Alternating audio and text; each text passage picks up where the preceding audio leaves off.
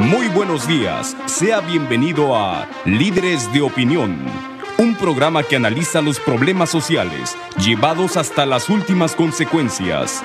Líderes de Opinión del Grupo FM.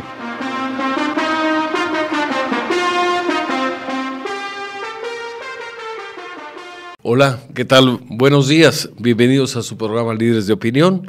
Soy su servidor Francisco Ávila Camberos, a sus órdenes, conduciendo esta mañana el programa y compartiendo con ustedes pues, una noticia muy grata. Nos acompaña nuevamente en este estudio, en este programa, el contador Víctor Gardoqui Zurita, exalcalde, funcionario del gobierno del estado, y él va a darle continuidad a un tema relevante, apasionante, controvertido, poco conocido, que es la vida, la actuación de Maximiliano de Habsburgo, segundo emperador de México.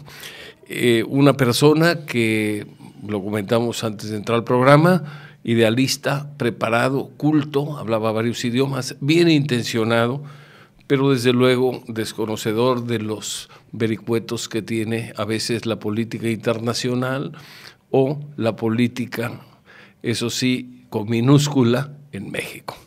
Porque en México desafortunadamente no siempre triunfa el mejor intencionado, el más preparado, sino a veces el más perverso. Ese es un problema, yo diría, parafraseando ya saber a quién, pues es un problema creo que de tipo cultural, que tenemos que modificar si queremos salir adelante. Pero bueno, entrando en materia, le damos la bienvenida a nuestro invitado frecuente, que es el contador Víctor Gardoqui Zurita, no sin antes agradecerles que haya aceptado nuevamente estar con nosotros, compartiendo sus conocimientos sobre historia de México, historia que le apasiona, se ha dedicado a estudiar diversos episodios de nuestra historia patria, y la idea aquí en este programa es presentarlos sin retoques y desde luego de manera lo más que se pueda imparcial y sobre todo dándole un enfoque especial al aspecto humano de los personajes que intervinieron en nuestra historia,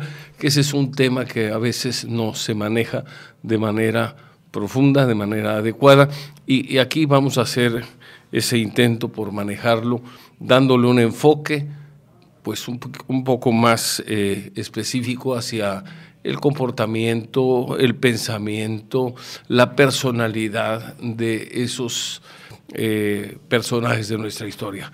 Sin más preámbulo, le damos la bienvenida a don Víctor Gardoqui, no sin antes reiterarle nuestra gratitud por su generosidad de compartir con nosotros lo que le ha llevado muchos años de estudio. Muchas gracias, Paco, muy buenos días al auditorio y me siento muy halagado de estar otra vez con ustedes y llegar a la segunda parte de la vida de Maximiliano. Nos quedamos la vez pasada en la llegada de un contingente, de un grupo de mexicanos que fueron a invitarlo a Miramar, en la residencia que él tenía, donde vivía con su esposa Carlota, y lo van a invitar formalmente para que llegue a México como emperador. Es lo que le llamas tú con todo detalle el Segundo Imperio Mexicano. Y yo quisiera, antes de que entráramos en materia, recordarnos a nuestro auditorio que en esa época, para que no nos espantemos mucho, pero en esa época los gobiernos generalmente eran monárquicos en la mayor parte de los países, entonces traer un monarca europeo a México era un tema que tú lo has mencionado, ya había manejado Hidalgo, había manejado Iturbide, pero además era un sistema de gobierno que era el común entre las naciones, y además la idea de algunos conservadores mexicanos es traer un emperador respaldado por una potencia europea que de alguna manera frenara el expansionismo norteamericano, que ya había dado muestras de querer expandir su territorio, su riqueza, a costa de países más débiles, como en este caso es el nuestro. Dicen que es una ventaja muy grande estar en Estados Unidos, o cerca de Estados Unidos, ser su vecino, porque nos beneficia el comercio, nos beneficia muchas cosas, pero también ha sido para México una tragedia. Más de la mitad del territorio nacional lo perdimos en manos de ellos. Adelante, ahora sí. Bueno, efectivamente lo que tú dices es totalmente cierto, y yo me iría todavía más hacia atrás. Yo me iría hasta los aztecas. Los aztecas tenían emperadores, reyes, y después vienen los reyes españoles, y después todo lo que va a venir, pero va a surgir la idea republicana en la Revolución Francesa, que se traslada a los Estados Unidos, y los Estados Unidos son de la idea de trasladar también esa idea hacia los países del continente americano. O sea, la idea de un gobierno republicano con 3 sectores, ejecutivo, judicial y el legislativo. Vamos a hacer una muy breve recordatorio de Maximiliano para nuestro auditorio que no escuchó el primer programa, si me permites.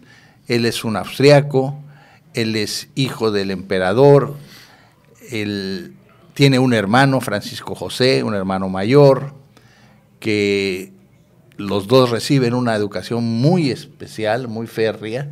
Ahí es donde aprende los idiomas, en donde le gusta a él mucho viajar. Es un liberal en comparación al hermano, que era muy duro. Llegará al trono Francisco José, y Maximiliano seguirá viajando, llegará al nombramiento de comandante de la flota de Austria, que era una flota realmente muy pobre. Después va a casarse con Carlota, va a viajar, inclusive va a llegar a América, será el primer descendiente, y cuando llegue aquí a México, el primer descendiente de los reyes católicos en territorio americano, con más de 300 años transcurridos.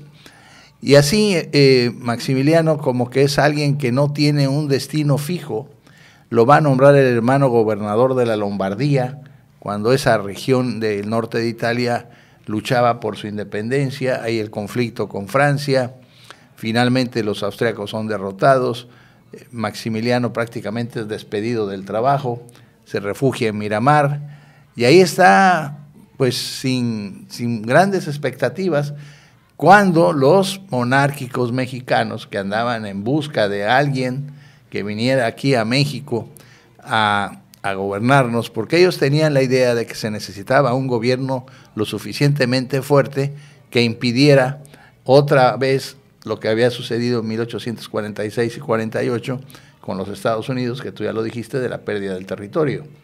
Entonces andaban en busca de ese príncipe y se encuentran a Maximiliano, y también se van a encontrar a un Napoleón III que tiene ambiciones en América de hacer crecer su imperio. Se van a encontrar con la circunstancia de que los Estados Unidos están en una guerra civil, como ya platicamos, que era el gobierno de la idea republicana. O sea, todas las condiciones se fueron dando para que esos monárquicos traidores mexicanos le fueran a ofrecer a Miramar en 1863 a Maximiliano el trono. Tú mencionas algo que has subrayado, traidores. Yo no sé, habría que ver, es que lo analizamos con ojos del siglo XXI, del siglo XX. Yo quisiera ver qué hubiéramos pensado nosotros si hubiéramos vivido en el siglo XIX y viéramos que en 50 años o en 40 años de vida independiente ya habíamos perdido la mitad del territorio, estábamos en pugnas constantes, ningún presidente terminaba su mandato. Tan pronto estaba subiendo alguien, ya había conjuras para derrocarlo. No había química entre el Congreso y el presidente, entonces era un verdadero desastre. De acuerdo. Entonces a lo mejor pensaremos distinto. Menciono esto porque admiramos mucho, por ejemplo, Hidalgo pensaba en traer a Fernando VII. No, Iturbide también. Pero, bueno, el caso es que Hidalgo es el padre de la patria y nadie se atreve a decirle traidor. Yo creo que hay que situarse en el momento. Es que esto lo realizaron, o sea, ya en el momento en que surge Hidalgo, está la Nueva España, está la colonia. Sin embargo, ya cuando estos señores van a ofrecerle al trono a Maximiliano, ya hay un país que se llama México, que ha tenido una bola de desastres, como tú lo has dicho, levantamientos, golpes de Estado, de todo, pero ya logramos nuestra independencia. Ahí vamos luchando por ser un país independiente, respetado. Los Estados Unidos pisándonos a tal grado de quitarnos de robarnos más de la mitad de lo que teníamos. En fin, entonces sí, ya éramos un país con un gobierno quiérase como se diga, era un gobierno ya liberal, republicano. Inclusive Juárez le manda a un embajador a Maximiliano, a Jesús Terán, para decirle a Maximiliano, vas a un país en donde ya existe un gobierno, donde existe un pueblo libre y tú vas a hacer una imposición. En esos momentos Maximiliano le fija dos condiciones a los monárquicos mexicanos. Le fija uno, fíjate nomás qué condiciones va a poner Maximiliano, dime si no tenemos la razón. Uno, que el pueblo esté de acuerdo con que él sea el emperador. ¿Cómo diablos iba a votar el pueblo en 1863? 95 o 90% de analfabetos. Bueno, México tenía 8 millones de habitantes, de los cuales 5 eran indígenas, analfabetos. Si hoy tú se lo pones al INE, que haga un referéndum, vas a ver cómo van a sufrir. Hoy, con computadoras y toda la cosa. ¿Tú te imaginas en 1863 pedir un referéndum para que me digan que ven papacito a México? No, eso era imposible, pero sin embargo lo ponen como condición. Ahí está lo iluso. O lo idealista. O lo tonto. Porque así le decían en París, el architonto. No le decían el archiduque. Y la otra condición que pone es el apoyo incondicional de Francia. Entonces ya venía embarcado mal, porque ya estaba supeditado a lo que dijese Napoleón.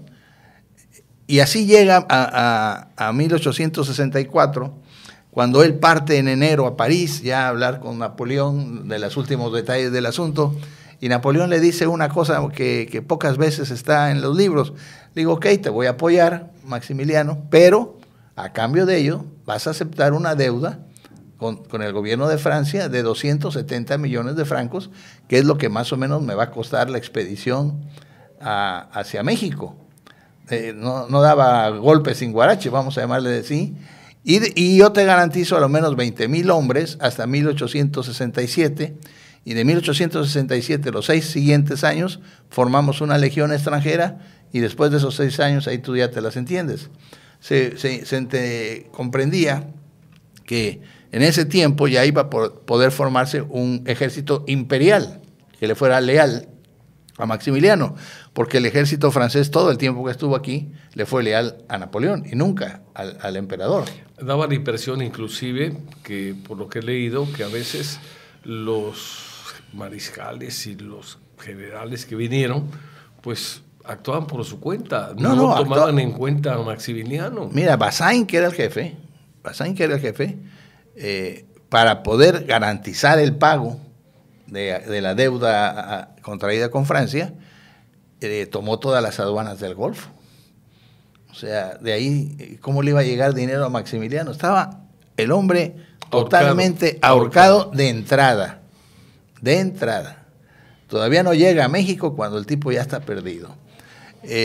Va a irse tiene que renunciar a los derechos dinásticos austriacos. Ese es un problema muy serio que se da entre él y el hermano. Finalmente se logra, y cuando se entera de cuáles son las condiciones de ese pacto de familia, dice, no, mejor no voy a México, mejor me quedo aquí. Entonces tienen que intervenir el emperador francés, el emperador austriaco, para volver a convencerlo. Y Carlota seguramente. Y Carlota, sí, sin duda alguna, Carlota, oye, no, pues ya dijiste que nos vamos a México, vámonos para México. Entonces ya acepta venir a México, pasa por Roma, va a ver al Papa Pío IX, a que le dé la bendición, y va a llegar acá a Veracruz por el mes de mayo, en donde es recibido de una manera totalmente fría. Es la ciudad mexicana que más frío lo recibe al emperador. 8,000 habitantes tenía Veracruz. 8,000 llenos opilotes, como se decía y siempre se ha dicho. A mí todavía me toca ver muchísimos opilotes en el mismo centro de la ciudad. Bueno, esa es otra cosa. Vamos a una pausa, por favor, y seguimos en un momento más en su programa Líderes de Opinión. Continuamos en su programa Líderes de Opinión y estamos platicando con el contador Víctor Gardoqui Zurita sobre Maximiliano. Bueno, pues el emperador va a llegar a México, a la Ciudad de México, va a tener que dormir en el Palacio de Gobierno, y a medianoche, cuando están dormidos, él y Carlota empiezan a sentir cosas raras y todo, pues que eran chinches se dice que tiene que dormir en una mesa de billar, en fin. Así va a amanecer 1865 y el Papa le va a mandar a un nuncio apostólico, a Maximiliano, exigiéndole que decrete la abolición de las leyes de reforma, juaristas, liberales, y para sorpresa de todos, Maximiliano se niega a hacerlo. Y ahí entonces ya adquiere un serio conflicto con la Iglesia y con todos los conservadores que lo han llevado a México. Él les dice que no va a dar marcha atrás, que no va a regresar los bienes que habían sido ya emancipados con las leyes juaristas, salvo confiscados, dice. Bueno, en aquellos casos, solamente Oye, en aquellos casos que se hubiera realizado vía fraude. Pero de una manera u otra no lo hace. No, porque las leyes se ajustan para... Bueno, también los franceses le piden a a Maximiliano que se vayan Miramón y Márquez, porque eran realmente el problema que podía ser. ¿Por qué? Porque Miramón y Márquez tenían la capacidad militar de formar un ejército imperial, y si había un ejército imperial, la dependencia con Francia era menor. Y no les convenía a los franceses. No, pues a mi cuate Miramón lo mandan a Berlín, imagínate. Y al que no tiene abuela es a Márquez, que lo mandan a Constantinopla. Ya más lejos no podían mandarlo, ¿no? A hacerse tontos allá, exiliados prácticamente. Va a haber después, inclusive Maximiliano va a llegar a decretar una ley de libertad de cultos. Era un tipo liberal, posiblemente más liberal que Juárez. Y en esa libertad de cultos dice que la religión preferente será la católica, apostólica y romana. Pero no la única. Pero no la única, hay una libertad. Él sale a conocer su imperio, él no conoce México. Y él viaja mucho, y en esos viajes, fíjate Paco, que va tratando a los indígenas mexicanos, se da cuenta de la pobreza, de la miseria, de la esclavitud en que vivían esos millones de sus súbditos ya, y entonces forma una comisión de intelectuales para que diseñen una solución a ese problema, y se va a redactar una ley que va a ser una ley de tremendamente liberal y avanzada, en donde se quitaban muchos de las cosas que después se pelearon en la Revolución en 1910 por el aspecto agrario. Pero además también creo que dictó una ley donde decía que las deudas contraídas por los padres no podían ser heredadas a los hijos, lo cual permitía la emancipación. Sí, porque eran los peones que después eran las haciendas, ¿no? Que se van a repetir la historia. ¿Qué sucedió con aquella ley? Pues lamentablemente los hacendados se oponían a ella, y hay del peón que reclamara sus derechos con base a esa ley. Ya te imaginarás lo que le pasaba. Los hacendados mexicanos empezaron inclusive a decirle a Maximiliano, en vez del emperador, el empeorador de las cosas. Y así sucede en 1865, va a irse, le va a gustar mucho Cuernavaca, rehabilita la Quinta Borda, donde se dice que va a tener amoríos con varias mujeres, entre ellos el más famoso, el de la India Bonita, una muchacha hija de un jardinero de apellido Sedano, pero ya con Carlota ya no había nada. Desde que Maximiliano regresó de Brasil, ya nunca más volvieron a compartir el hecho, Carlota y Maximiliano, razón por la cual no hay descendencia. O se dice también, es otra de las cosas no probadas, que Maximiliano adquirió una enfermedad en Brasil y que Carlota ya lo rechazaba cuando regresó. El hecho contundente, la consecuencia es que no hubo descendencia. Por eso después, muchos meses, el general Riva Palacio se burlaría de Carlota y le decía, mamá Carlota, porque Carlota no podía tener descendencia. Así llegamos a 1866, que va a ser un año muy conflictivo para el emperador. Va a significar que ya le avisa a Napoleón que ya no puede tener más tiempo las tropas aquí en México y que en breve van a ser retiradas.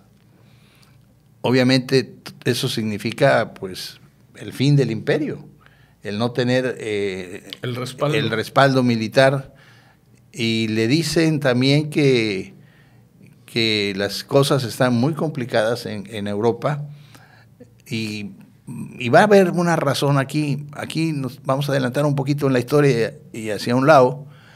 Una de las razones es la derrota que tienen los ejércitos austriacos en la batalla de Sadowa. Cuando los prusianos derrotan a los austriacos, está surgiendo un imperio nuevo en Europa, que es el imperio alemán, el Segundo Reich, o prusianos en un principio. O sea, Alemania estaba partida en una bola de reinos que Bismarck, el canciller de hierro, logra unir y formar el imperio alemán con un Kaiser.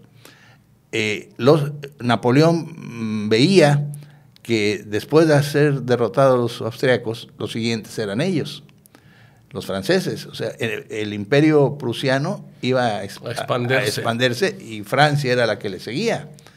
Entonces, es por lo que decide regresar a sus... No podía darse el lujo de tener a las tropas francesas en México en una aventura perdida y tener el gran riesgo allá en Europa. Otra circunstancia que se va a dar en 1866 será la terminación de la guerra civil con los Estados Unidos. Ganan los del norte, que eran los liberales, los republicanos, los que de alguna manera apoyaban a Juárez. Entonces esa también va a ser una mala noticia para el emperador. Y ante esa desesperación de falta de apoyos, los créditos que él pedía ya no se le otorgaban, el gobierno estaba en bancarrota, se podía decir, la deuda era tremenda, impagable, algo se va asimilando esto, ¿no? a muchas circunstancias que hemos tenido, y pues se decide Carlota a ir a Europa a pedir ayuda, ir a ver a Napoleón y también pasar a ver al Papa para que ayuden a Maximiliano. Acuérdate que ya Maximiliano se ha peleado con el Papa. Y va a Roma y ya todos sabemos que en Roma ya la señora Carlota ya empieza a manifestar ciertos problemas mentales y prácticamente ya se le declara loca, y Napoleón también la va a despreciar, aunque Carlota va a vivir 60 años más que, muy loca, pero va a vivir 60 años más que su esposo. Murió en 1927. 20 y tantos, ¿no? 27. Todavía fíjate que en la Primera Guerra Mundial, cuando las tropas alemanas cruzan Bélgica, que ella vivía en un castillo, ahí sola, aislada, y donde ondeaba la bandera mexicana del imperio, las tropas del Kaiser alemán desfilan frente al castillo en honor a ella.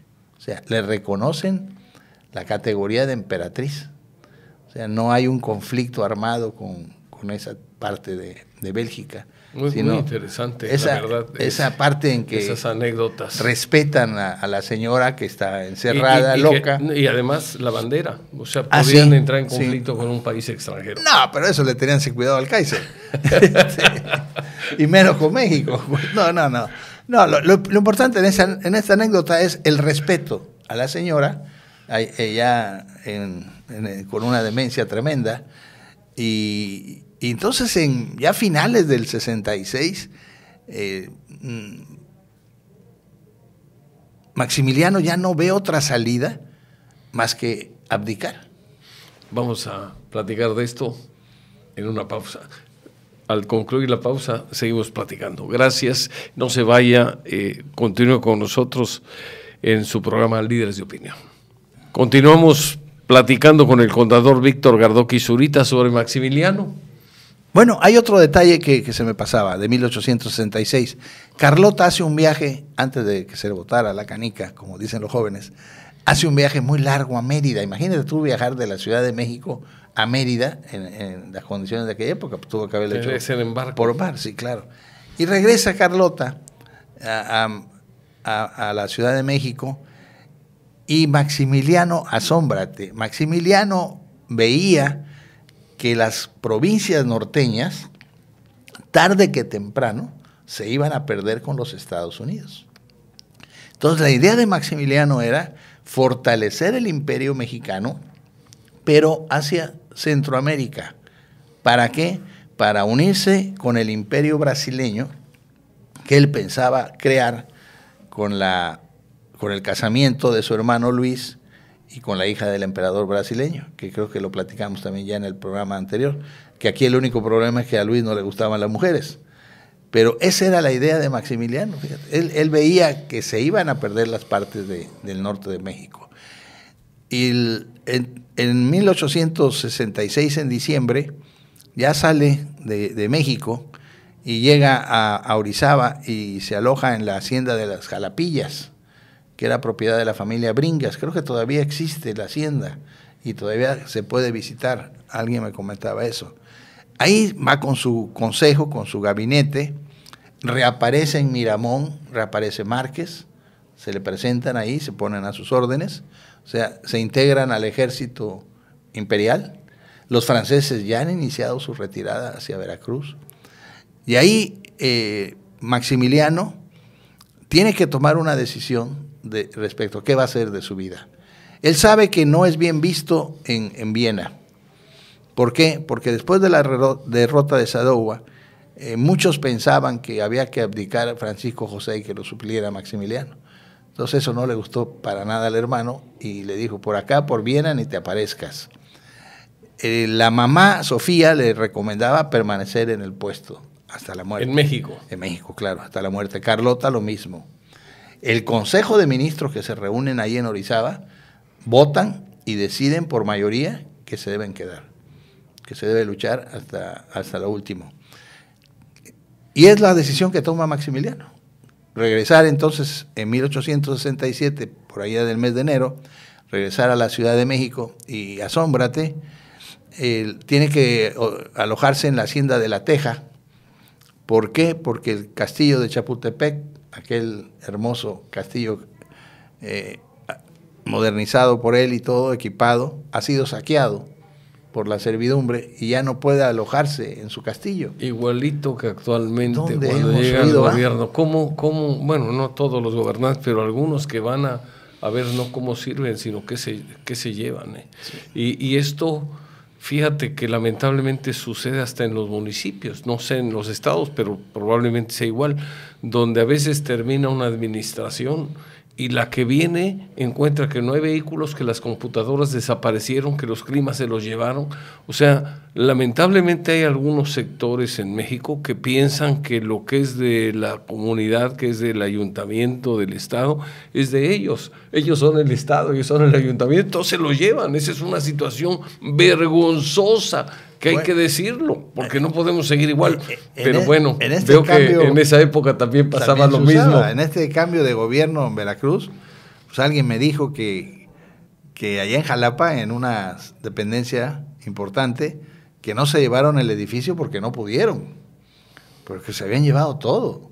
Entonces imagínate llegar tú a gobernar en donde no tienes ni antecedentes, ni archivos, ni equipos, ni nada. Pero lo que sí tienes es una tremenda deuda. Y traes un conflicto de una bola de bandidos que han saqueado al Estado. O sea, fue muy difícil para el gobierno actual entrarle a gobernar en esas circunstancias. Si ya es difícil en cualquier forma, porque estás empezando a aprender, tú lo sabes. Cuando nosotros estuvimos en la alcaldía, nunca fuimos a una escuela antes, sino llegamos y ahí sobre la marcha había que aprender. Bueno, pero no nos perdamos de tiempo cuando Maximiliano decide quedarse.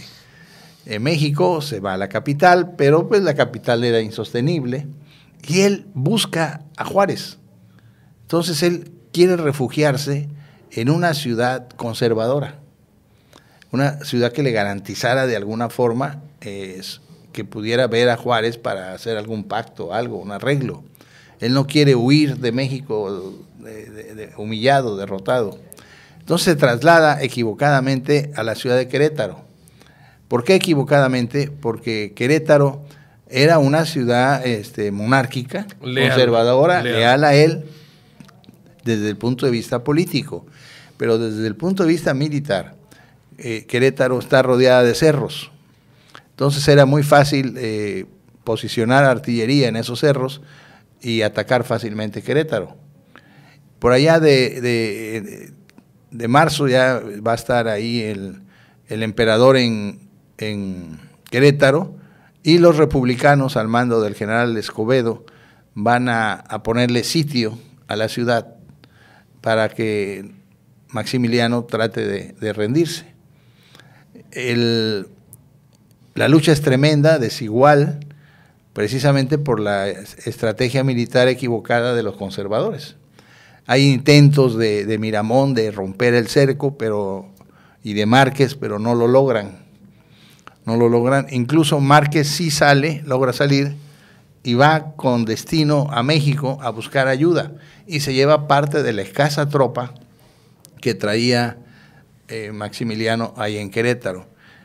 Y aquí se va a dar un hecho histórico muy importante en la historia de nuestro país, que es la batalla de Puebla, no la del 5 de mayo, sino la del 2 de abril.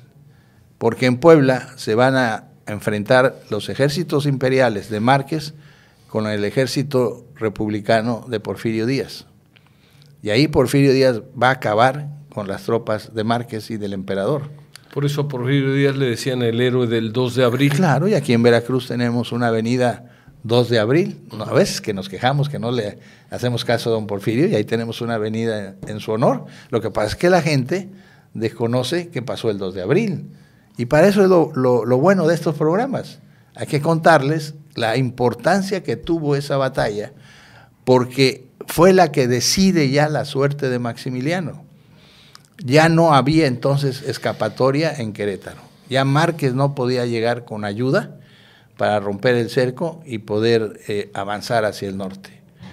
Va a ser decisiva. Márquez no regresa a Querétaro. Márquez se va. Márquez era muy vivo. Márquez va a morir viejo. Años después va a regresar a México y va a morir en la cama. Pero que eran las famosas 3 M's: Maximiliano, Miramón y Márquez. Y la cuarta con Mejía. Con Mejía. Con Tomás Mejía, que era un general leal a Maximiliano. Es increíble, hay una anécdota. Bueno, que ahorita vamos para acá, ahorita vamos para allá, de imagino de lo que es la lealtad. La lealtad. Entonces, están ahí cuando su compadre, el coronel Miguel López, lo traiciona y entrega la plaza a los republicanos, les facilita la entrada, y hay aquella pintura inmortal donde Maximiliano se le está rindiendo a Escobedo a caballo, los dos están a caballo y Maximiliano le está entregando su espada. La verdad es que Maximiliano, el que se le rindió fue al general Corona. Esa pintura fue después para quemarle incienso a Escobedo. Bueno, Escobedo era el jefe del ejército republicano, el general Orejitas le decían. Pero, ¿por qué? Porque era orejón. Ajá. Entonces así le decían, el general Orejitas. Pero era un super general. A Escobedo le otorgan la condecoración más grande que ha habido en la historia de México. Es un collar como vencedor de Querétaro. Busca las pinturas de Escobedo y ahí vas a verlo. Es un collar precioso. Nunca ha habido otra de ese tamaño, de esa importancia. Y Maximiliano es apresado junto con Miramón y junto con Mejía. Y aquí viene... Se habla de que fue una entrega pactada. Bueno, se habla de... O sea, empieza ahí está la leyenda. Parte... Ahí están las leyendas de la historia, ¿no? Bien. Como hay algo ahora que parece que también está pactado, ¿no? En aspectos judiciales, ¿no? Sí, dicen... leía yo en la mañana un artículo que decía... ábranle la reja para que cierre la boca. Claro, ¿no? Ahora resulta que hay que hincarse para ver si los señores hacen bien las cosas. Bueno, seguimos con Maximiliano, adelante. Bueno, pues aquí se da a lo mejor lo que tú te referías. Quiero pensar que es a donde vas. Que vas al momento en que Escobedo le dice a Mejía, vete, te perdono. Le había salvado Mejía la vida a Escobedo. Porque en la guerra de Reforma, exactamente, Mejía había perdonado a Escobedo prisionero. En vez de pasarlo por las armas, le había dado la oportunidad de que se fuera. Entonces Mejía recibe la misma oferta de parte de Escobedo, pero él le dice que no. Se niega por lealtad a Maximiliano. A Maximiliano, al emperador. Entonces se queda con hasta la muerte. Sella ahí su destino. Su destino. Con esa decisión. Era un tipo realmente, era un gran general de caballería sobre todo. Tomás Mejía. Tomás Mejía, indio. Indígena. Sí, con orígenes muy, muy indios, sin ser disminuirlo. Y va a ser sometido a un consejo de guerra. No se presenta él al juicio, va a ser juzgado en ausencia. Aquí se dan dos situaciones de Veracruz, fíjate. El jefe del Consejo de Guerra era el coronel Rafael Platón Sánchez. Y uno de los abogados de Maximiliano era don Rafael Martínez de la Torre.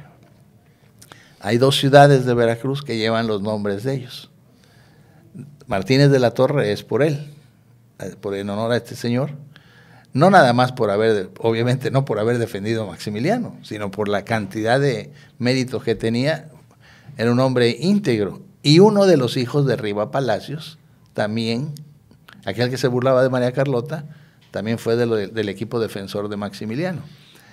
¿Y qué va a suceder con Platón Sánchez años después? Lo van a cazar una guerrilla y lo van a matar, lo van a asesinar, en venganza por haber presidido el Consejo de Guerra de Maximiliano. Hoy una ciudad del norte de Veracruz lleva ese nombre, Platón Sánchez. Y muy poco hacia abajo está Martínez de la Torre. Entonces, los volvieron a juntar la geografía.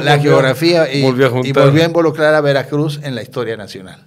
Vamos a una pausa y regresamos en un momento más. Está muy interesante. Vamos a apurarnos inclusive para que nos dé tiempo. Para que lo podamos fusilar. Continuamos con su programa Líderes de Opinión y seguimos platicando con el contador Víctor Gardoqui Zurita sobre Maximiliano. Bien, el Consejo de Guerra lo sentencia a morir el 14 de junio y se fija el día de la ejecución para el 16. Pero por alguna razón ese día se amplía hasta el 19. El emperador ese día va a despertar muy temprano, va a oír misa. ¿Hablas del día del fusilamiento? Del fusilamiento, el 19 de junio de 1867. Por eso es que son los 150 años y por eso estamos platicando de Maximiliano. Muy bien. Y ahí desayuna con Miramón y Mejía, es conducido al Cerro de las Campanas a las 6 de la mañana, ya están los pelotones de fusilamiento. Maximiliano les otorga monedas de oro a la gente que le va a disparar y les pide que por favor no le disparen a la cabeza para que su cara no se desfigure y su madre cuando lo vea no tenga un momento desagradable, y por eso les da las monedas de oro. Y así va a suceder. Maximiliano va a recibir 5 balazos, de los cuales 4 le van a dar en el estómago y 1 en el pecho. No va a morir, va a caer, y va a caer moribundo o retorciéndose. Van a llegar a rematar los 2 soldados, se le ceban los disparos, otro llega y le pega en el costado derecho un balazo que lo empieza a quemar, por eso se llama quemarropa. Fue muy cerca, esto quiere decir que fue muy cerca. Muy cerca, sí, a quemarropa, como es el tiro de gracia. En este caso el comandante del pelotón no le dio el tiro de gracia, que era lo que debe haber dado. Y finalmente sí se lo dan. Otro soldado le pega un balazo así, ya quemarropa en el corazón, y ahí lo matan. Uno de los que formaba parte del pelotón de fusilamiento se llamaba Aureliano Blanquet, que después va a ser general huertista, que va a ser el que va a apresar a Madero en Castillo de Palacio Nacional, y va a participar en el asesinato, en la decena trágica. Y en 1918 Blanquet va a morir aquí en Veracruz, en una de las sierras, va a morir decapitado. Lo van a decapitar precisamente por esas razones de traición a Madero. El cadáver de Maximiliano es abandonado y se inicia un proceso de embalsamamiento y le colocan los ojos de una imagen religiosa de Santa Úrsula del Hospicio de Querétaro y lo dejan ahí abandonado. El cadáver obviamente empieza descomponerse, llega un momento en que es imposible ya tenerlo ahí, es trasladado a la Ciudad de México, o sea, el embalsamamiento ha fracasado, lo trasladan a México al Hospital de San Andrés, en donde hacen un segundo embalsamamiento, ahí es donde Juárez lo visita y lo ve. Lo tienen colgado. Lo tienen colgado, no, lo tienen colgado en el hospital. No, en la cúpula nada de iglesias aquí fue hospital. Ahí lo cuelgan para que los líquidos de la putrefacción pudieran fluir hacia abajo, drenarse. Se practica la segunda embalsamamiento y ya se lo llevan a Austria en diciembre, aquí por Veracruz, la fragata Novara, la misma que lo trajo, su buque insignia en la flota, y va a llegar a Viena en enero de 1868 y llevado a la cripta imperial de los Habsburgo en los Capuchinos. Ahí reposa Maximiliano. Pero su mamá, a la hora de ver el cadáver, Sofía, dice, este no es mi hijo. Ah, claro, porque, pues imagínate, lo han fusilado en junio y estás en enero. Hay que tomar en cuenta la tecnología que había de embalsamamiento en aquella época a la que hay hoy. Por supuesto que iba ya completamente cambiado, variado, empezando por los ojos, porque los ojos de Santa Úrsula eran cafés y los de Maximiliano eran azules. Por eso es que la mamá no lo reconoce. Imagínate, hay fotografías del cadáver de Maximiliano, que también fue un problema cuando lo fusilan, porque el ataúd que llevan ahí al Cerro de las Campanas no cabía. Era muy chico. Entonces iban los pies de fuera. Entonces hay muchas cosas tétricas, trágicas, que fue el fin que Maximiliano buscó al venir a un país que no era el suyo, que no lo había elegido, que no lo deseaban, como que eran unos cuantos, nada más los que querían que él viniera, que ese sueño de defendernos de Estados Unidos, el propio Maximiliano después terminaría con él, y en fin, eso le costó la aventura a la emperatriz, la locura, y a Maximiliano la vida. El imperio austrohúngaro va también a sufrir la tragedia que ya hemos visto, se va a ver envuelto en la Primera Guerra Mundial con el asesinato del heredero, va a desaparecer el imperio austrohúngaro, o sea, todo estará lleno de tragedias por los errores de los Habsburgo. Y así Austria ya hoy en día ya no es un imperio. Y ya Hungría es un país, Bohemia es otro país, Italia es otro país, la parte norte de Italia ya forma parte de la República Italiana.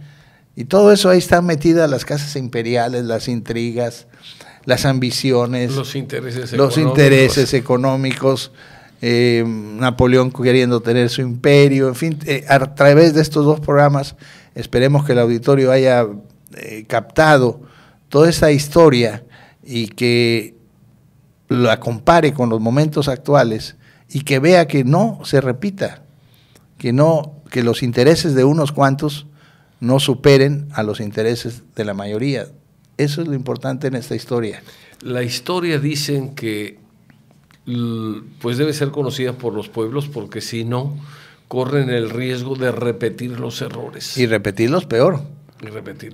Entonces, corregidos y aumentados. Para mí es esta la lección. Uno, no vayas a donde no te inviten. Creyó que lo habían invitado y no era verdad. No vayas con las manos atadas, como se las ató Napoleón. Y no te pongas contra un país que no es el tuyo. No es lo mismo que Austria en aquella época con el México de aquella época. Imagínate la corte imperial mexicana. En fin, nace la condecoración de Guadalupe. O sea, Maximiliano busca establecer en México una serie de costumbres, sí, o de hábitos que no van con nosotros. Aunque hubiésemos sido un fracaso, Santana, las guerras de reforma, las guerras de esto, lo otro, lo que tú quieras. Pero éramos un país diferente, independiente, con nuestros problemas. El Señor no tenía nada que venir a hacer aquí, por eso fue fusilado, y no lo perdona Juárez, a pesar de que le insisten. Víctor Hugo, la famosa condesa del Sam se le ofrece físicamente, Garibaldi interviene, pero Juárez se mantiene férreo. Y el haber fusilado a Maximiliano significó que México sería ya a partir de ese momento respetado en el mundo. ¿No crees tú que hubiera ganado México más respeto si hubiese habido un indulto?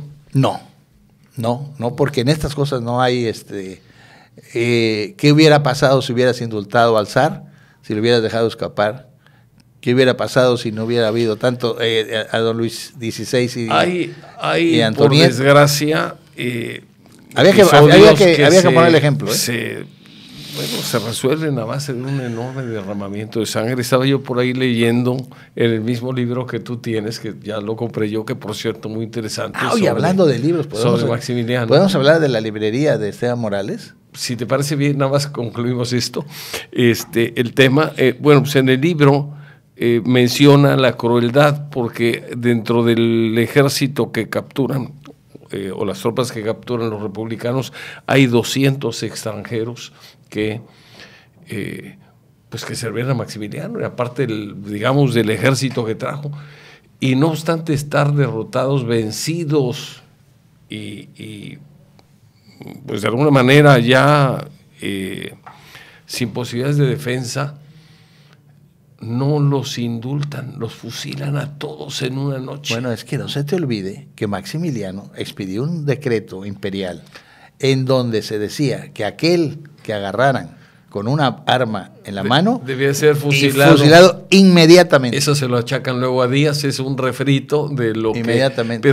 Pero yo no sé si fue de Maximiliano, algunos se lo atribuyen a Juárez. Habría que es que Juárez también expide una ley, una ley contraria, vale al mate que es la que le aplican a Maximiliano. Pero Maximiliano, hombre, las contraguerrillas de Dupín, asesinar a pueblos enteros. Sí, terrible. Sobre todo en la parte aquí de Veracruz. Sí, el norte de Veracruz. Había una guerrilla contra los franceses y él hace una contraguerrilla. Una contraguerrilla, sí. La CIA de aquella época. Lo interesante de esto es que todos los conflictos, y eso hay que llevárnoslos de tarea, todos los conflictos tienen que resolverse mediante la ley, mediante el diálogo, mediante la conciliación. Cuando los conflictos se resuelven mediante las armas, todos salimos perdiendo. A ver, ¿tú crees Vamos a hablar de la guerrilla, perdón, no de la guerrilla, de la librería. Bueno, fíjate que hay que denunciarla, no vamos a decir la marca, pero hay una nueva librería en Veracruz para los que nos gusta la lectura, no se la pierdan, está en Esteban Morales junto a la antigua preparatoria, entre Julio S. Montero y Zaragoza. Extraordinarios libros, extraordinaria hay que verlo. A mí me encantan los libros, el diseño, sobre todo los de historia. Oye, han respetado la piedra muca en el interior, la madera, la posición. No alcancé porque yo me quedé atrapado en la primera mesa de libros y de ahí ya no pude avanzar más. Ahí me atrapé, embobado con los libros que hay caros, hay que bajarle los precios porque luego queremos que lean, pero se ponen inaccesibles los precios.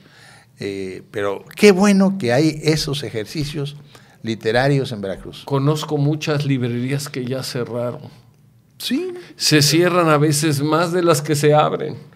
Qué bueno que hay gente que invierte, y sobre todo yo también había escuchado la versión de que están en un edificio muy bien conservado, lo cual es un gusto.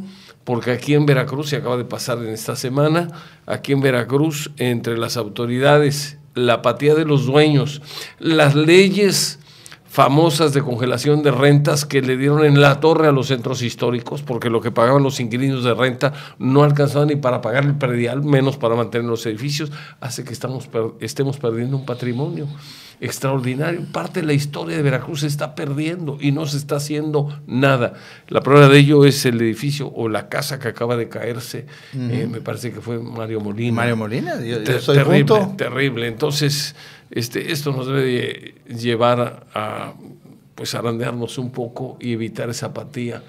En otros países lo que es histórico se conserva, se cuida, se protege, y aquí dejamos que se caiga. Y aquí en esta librería les dejaron hacer el segundo piso. La casa no era así. La casa era planta baja, todo era Pues qué planta bueno, baja. qué bueno. Hay cosas buenas que hay que, de alguna manera, resaltar. Y bueno, retomando el punto original o el tema original de la entrevista, muy interesante, Víctor.